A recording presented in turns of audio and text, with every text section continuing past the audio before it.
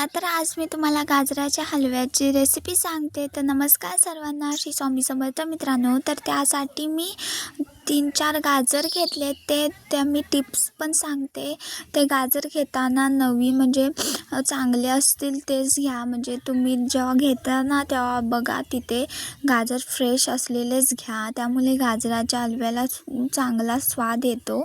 आणि त्यानंतर मग त्याला मी 3-4 घेतलेत गाजर, ते मीडियम बारीक छोटे असे आहेत आणि त्याला मी कट करून घेते। किसून नाही घेतलं, किसून घेतलं तर त्याला भरपूर सारा वेळ जातो, म्हणून मी त्याला कट करून घेतलं आहे आणि त्याला एका कढईमध्ये टाकलं आहे।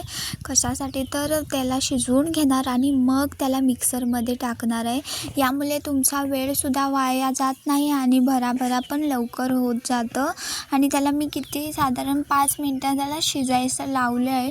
जर तुम्ही कुकरमध्ये लावलात तर त्याच्यापेक्षा फास्ट काम होईल आणि मी ते चुलीवरसुद्धा करणार आहे, त्यामुळे मी सांगते मला 10 मिनटं लागलेत आणि मी त्याला शिजवून घेतलं आहे। आणि त्यानंतर मग वेलची 4-5 घेतले आणि मग त्यांना मी बारीक पीठ करून घेतलं पिठीसारखं आणि त्याच्यात ते शिजलेले गाजर टाकून घेतले, त्यामुळे म्हणजे त्याचं मिश्रणच एकजीव करून घेतलं आहे आणि ते पाणी उरलं आहे ते मी टाकून दिलं आहे, कारण का ते जास्त झालं होतं, म्हणजे माझ्या अंदाजे ते जास्त झालं होतं। आणि त्याच्यानंतर मीठ टाकलं आहे आणि मी त्याला मिक्सरमध्ये बारीक करून घेते। जेव्हा आपण त्याला फोडणीसाठी देऊ ना त्याला, त्यामुळे त्याच्यात फक्त दूध पावडरच टाका।